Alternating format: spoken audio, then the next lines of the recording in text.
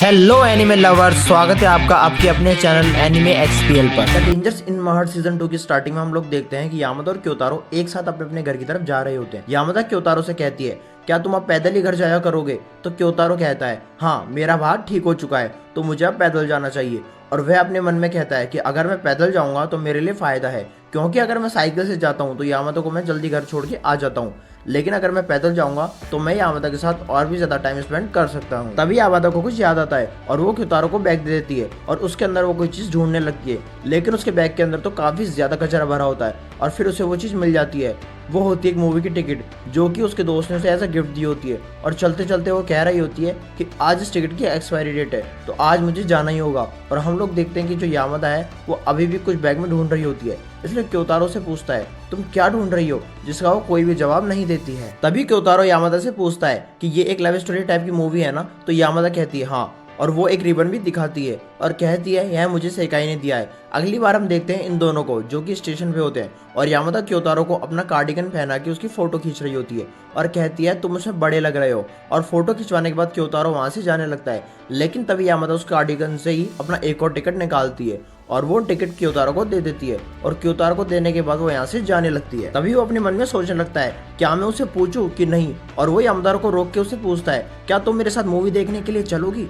जो सुन के यामादा खुश हो जाती है और वो कहती है हाँ बिल्कुल। इसके बाद ये लोग मेट्रो से उतर के मूवी देखने के लिए जाने लगते हैं, जहाँ पे यामादा क्योतारो के ऊपर के बटन भी खोल देती है ताकि वो और भी ज्यादा कूल लगे। अब वो लोग सिनेमा हॉल की तरफ जाने लगते हैं। तभी यामादा खाने के लिए एक फूड स्टॉल के पास आ जाती है, जहाँ पे वो जैसे ऑर्डर करने वाली होती है तभी वो तीनों एक दूसरे को देख के काफी ज्यादा हैरान हो जाते हैं, क्योंकि वो होती है क्योतारो की बहन कानाई चिकावा और वो क्योतारो से कह रही होती है स्कूल के बाद तुम लोग डेट पे हो? तो क्योतारो कहता है कि नहीं ऐसा बिल्कुल भी नहीं है, हम तो सिर्फ स्कूल के बाद मूवी देखने के लिए जा रहे थे। और जो यामादा होती है वो तो रेस्टोरेंट के अंदर ही घुस जाती है और वो कहती है कि हम अंदर ही खाएंगे और क्योतारो की हालत काफी ज्यादा खराब हो रही होती है, तो वो यही कह रहा होता है कि तुम अंदर मत जाओ। अब वो दोनों अपनी टेबल पे बैठे होते हैं और उनका ऑर्डर लेने के लिए आती है काना और वो क्योतारो को कहती है तुम स्कूल यूनिफॉर्म में डेट पे आए हो, अगर तुमने वो वाली बात को सोचा भी तो मैं तुम्हें कच्चा चबा जाऊंगी। क्योतारो कहता है अगर तुमने ऐसा रूड बिहेव किया तो मैं तुम्हें 1 स्टार रिव्यू दूंगा। ये सुन के तो काना वहां से जाने लगती है।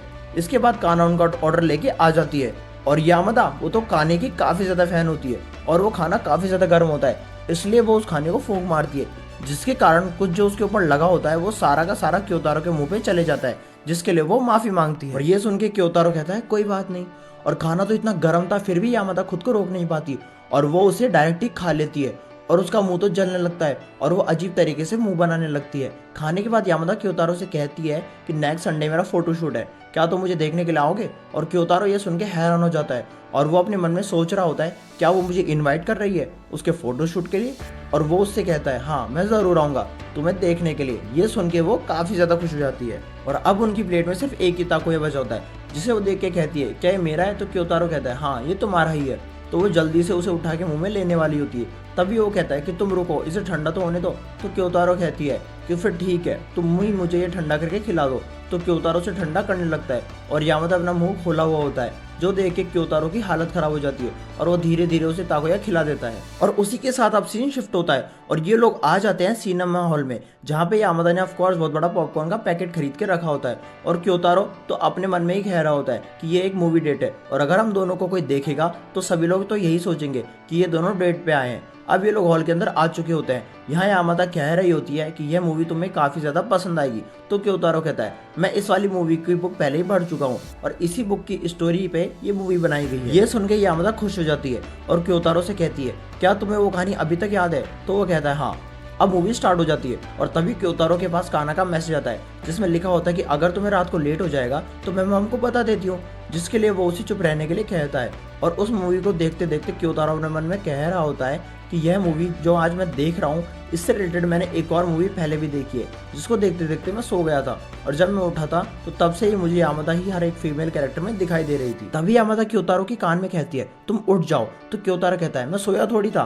फिर वो स्क्रीन की तरफ देखता है तो वहां पर किस सीन चल रहा होता है और ये देख के तो क्योतारो को शर्म आ रही होती है और उसे ऑकवर्ड सा भी लग रहा होता है, लेकिन जो यामादा होती है वो तो काफी ज्यादा प्यार से उसे किस सीन को देख रही होती है।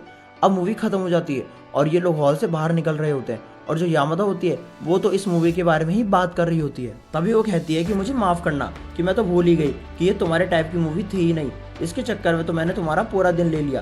क्योतारो कहता है ऐसा कुछ भी नहीं है, मैं तुम्हारे बारे में और भी ज्यादा जानना चाहता था, इसलिए मैं तुम्हारे साथ मूवी देखने आया था। और ये सुन के यामादा बहुत ज्यादा खुश हो जाती है। अगली सुबह क्योतारो अपनी बहन के पास आता है और वो उससे कहता है क्या ये आउटफिट मुझ पर अच्छा लग रहा है? तो उसकी बहन कहती है हाँ। और ये सुन के वो वहाँ से निकल जाता है और काना टाइम देख के काफ़ी ज़्यादा हैरान हो जाती है और वो सोचती है कि इतनी जल्दी कहाँ जा रहा है। और जो क्योतारो होता है वो तो कन्वीनियंस स्टोर से यामादा के लिए गिफ्ट भी ले लेता है और वो आ जाता है यामादा के शूट वाली लोकेशन पे, जहाँ पे वो उसे छुप के देख रहा होता है और यामादा भी उसे देख लेती है और वो उसे देख के हाई करती है। शूट होने के बाद कुछ लोग उसका मेकअप कर रहे होते हैं और उसे देख के क्योतारो यही सोच रहा होता है कि जो यामादा है वो काफ़ी ज़्यादा कूल और हार्ड वर्किंग लड़की है और वो अपने आप को यामादा के लेवल से नीचे सोचता है, इसलिए वो वहाँ से भाग जाता है और वो एक जगह खड़ा होकर उस मांगा वाले कैरेक्टर से बात कर रहा होता है। मांगा वाला कैरेक्टर उससे कहता है कि तुम बच्चों की तरह वहाँ से भाग के क्यों आ गए?